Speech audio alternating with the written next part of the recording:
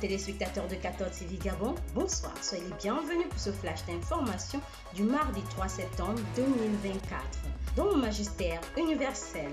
Depuis hier 2 septembre jusqu'au 13 septembre 2024 prochain, le Saint-Père effectue son 45e voyage apostolique.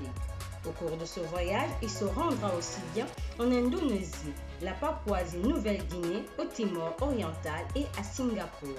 Ce mardi 3 septembre 2024, le pape François, en arrivant ce matin à Jakarta, a salué les journalistes qui l'accompagnent et a été salué par le ministre indonésien des Affaires religieuses, le cardinal Suharto, et de nombreux évêques. C'est demain, mercredi 4 septembre 2024, que débutera ces rendez-vous publics.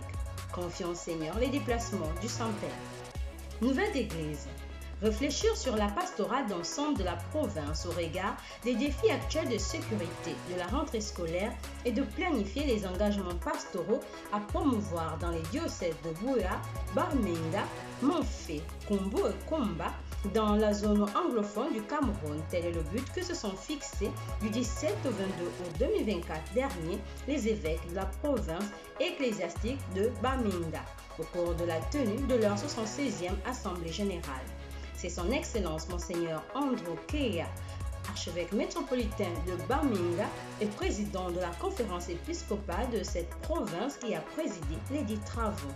Dans leur désir de poursuivre leur effort, ils ont réaffirmé que l'éducation catholique est un puissant outil de développement humain, social, économique et spirituel.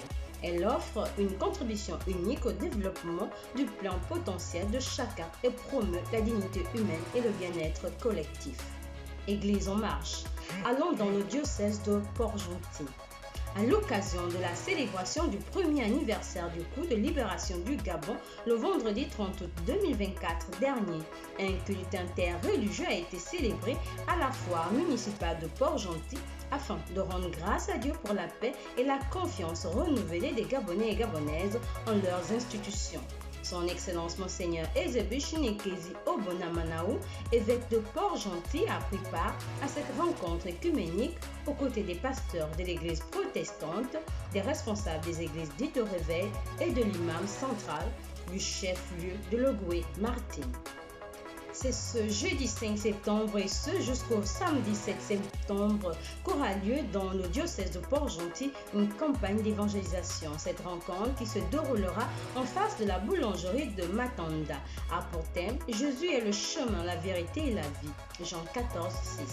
Elle est organisée par le renouveau charismatique de la paroisse Sainte-Barbe des Pétroliers et a pour invité le révérend père Raoul Mambo de la communauté missionnaire Regina Passis en Côte d'Ivoire.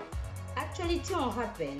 Il s'est tenu du 21 au 25 août 2024 dernier un cours de jeûne du diocèse de Port-Gentil à la paroisse Saint-Joseph d'Omboué. Au cours de cette rencontre juvénile, messe, adoration, confession, enseignement, excursions et projections de films ont donné l'occasion aux participants de tisser des liens fraternels, mais surtout de rencontrer le Christ dans leurs états. On note que la messe de clôture de ce camp de jeûne a été présidée par le vicaire général Monseigneur Fabrice Kinga. En rappel, le thème de cette rencontre était « Le temps de la jeunesse est-il un temps de libertinage ?» Dans la rubrique Société et Éducation, la rentrée des classes dans les différents établissements du pays est effective depuis le lundi 2 septembre 2024 sur toute l'étendue du territoire national. Un constat encourageant au regard du nombre d'élèves surpris ce mardi 3 septembre 2024 dans les salles de classe de l'Institut Immaculé de Marie et au collège Monseigneur Jean-Rémy Bessieux. Confions au Seigneur cette nouvelle année scolaire. Chers téléspectateurs de 14 TV Gabon, c'est ainsi que s'achève votre flash d'information de ce mardi 3 septembre 2024. Nous vous remercions de l'avoir regardé. On marche vers les 200 ans de l'histoire de l'évangélisation de l'Église catholique au Gabon. Gardons la foi, l'espérance et la charité.